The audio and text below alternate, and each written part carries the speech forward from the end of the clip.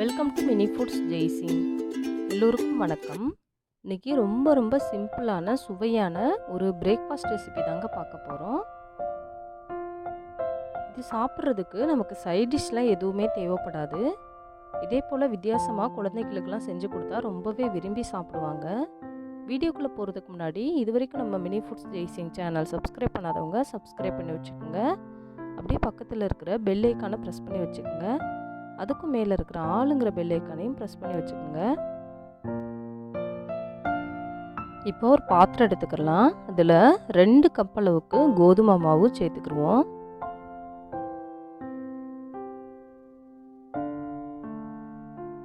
இந்த அளவுகள் வந்துட்டு 4 பேர் சாப்பிட்றதுக்கு சரியாக இருக்குங்க. இதில் தேவையான அளவு உப்பு சேர்த்துடலாம். கொஞ்சமாக மஞ்சள் தூள் சேர்த்துக்கிடுவோம்.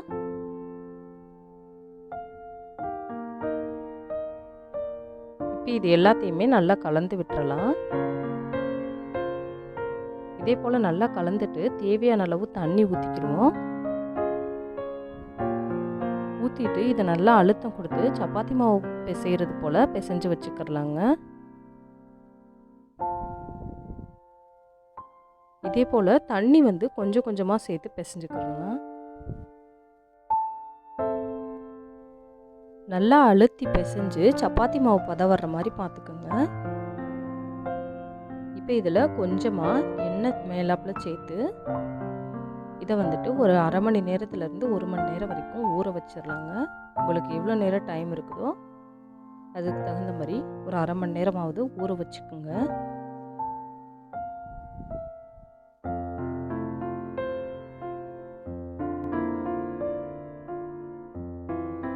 இப்போ ஒரு பாத்திரத்தில் 3 உருளைக்கிழங்கு மீடியம் சைஸ் அளவுக்கு வேக வச்சு ஆற வச்சு எடுத்துருக்குறேன்.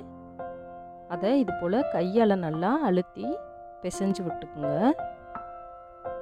சின்ன சின்ன கட்டிகள்லாம் இல்லாத போல் இதே போல் நல்லா ஃபைனாக பிசைஞ்சு வச்சுக்கோங்க.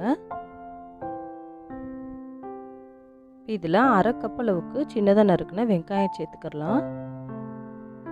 அரை கப் அளவுக்கு ரொம்ப மெல்லிசாக துருவுன கேரட் சேர்த்துக்கிடுவோம். ஒரு கைப்பிடி அளவுக்கு சின்னதாக நறுக்குன கொத்தமல்லி தழை சேர்த்துக்கலாம். கொஞ்சமாக கருவேப்பிலை சேர்த்துக்கலாம். 2 பச்சை மிளகாய் சின்னதாக நறுக்குனது. 1/4 கப் அளவுக்கு சின்னதாக நறுக்குன தக்காளி சேர்த்துக்கலாம். கொஞ்சமாக மஞ்சள் தூள் சேர்த்துக்கிடுவோம். கரம் மசாலா 1/4 ஸ்பூன் சேர்த்துக்கலாம். 1/4 ஸ்பூன் அளவுக்கு மிளகாய் தூள் சேர்த்துக்கலாம். நீங்கள் காரம் தேவைக்கேற்ப சேர்த்துக்குங்க.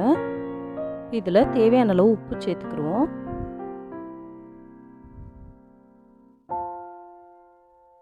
ஒரு டேபிள் ஸ்பூன் அளவுக்கு இஞ்சி பூண்டு விழுது சேர்த்துக்கலாம்.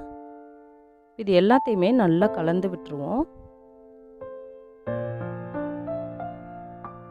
இந்த மிளகாத்தூள்லாம் எல்லா பக்கமும் நல்லா படுற மாதிரி நல்லா கலந்து விட்டுருங்க.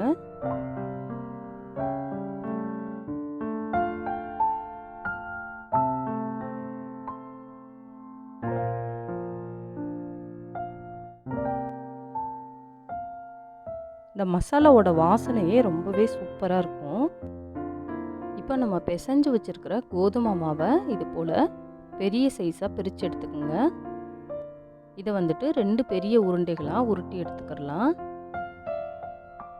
இது போல் ரெடி பண்ணிக்கோங்க. இப்போ ஒரு சப்பாத்தி கட்டை எடுத்து அதில் கொஞ்சமாக கோதுமை மாவு தூவிக்கிறலாம். நம்ம உருட்டி வச்சிருக்கிற பெரிய உருண்டைகளை இதில் வச்சு சப்பாத்தி கட்டையை வச்சு தேய்ச்சி எடுப்போங்க.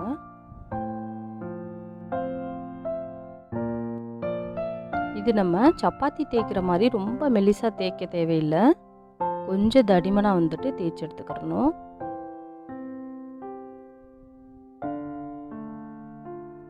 இது போல் பெரிய சைஸ் சப்பாத்தி மாதிரி தேய்ச்சி எடுத்துக்கோங்க. இந்தளவுக்கு தடிமன் இருக்கிற மாதிரி பார்த்துக்கோங்க.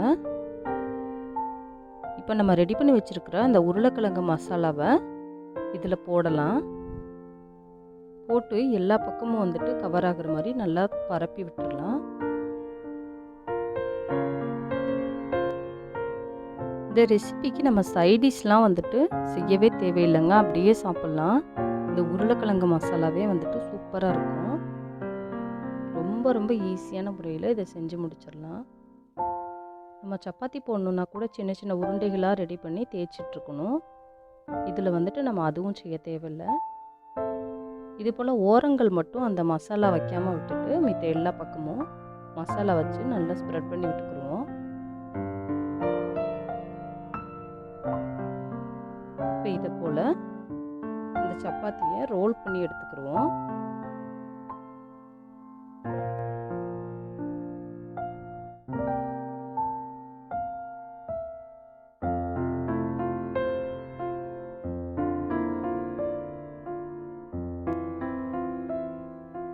இப்போ நம்ம ரோல் பண்ணி வச்சுருக்கிறதுல அந்த ஓரப்பகுதியை மட்டும் இது போல் அழுத்தி விட்டுருலாம்.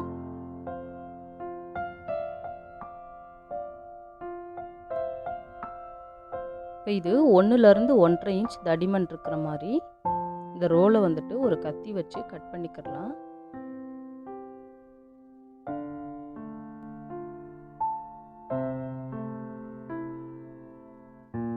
அதில் ஒரு பீஸ் எடுத்து நம்ம கையில் வச்சு லைட்டாக அழுத்தி கொடுக்கணுங்க. இது போல் லைட்டாக அழுத்தி கொடுத்தா போதும். இதே போல் ரெடி பண்ணிக்கோங்க எல்லாத்தையுமே. இப்போது ஒரு தவாவில் எண்ணெய் ஊற்றி சூடானதுக்கப்புறமா நம்ம ரெடி பண்ணி வச்சுருக்கிறத ஒன்று ஒன்றா இதில் போட்டுடலாம்.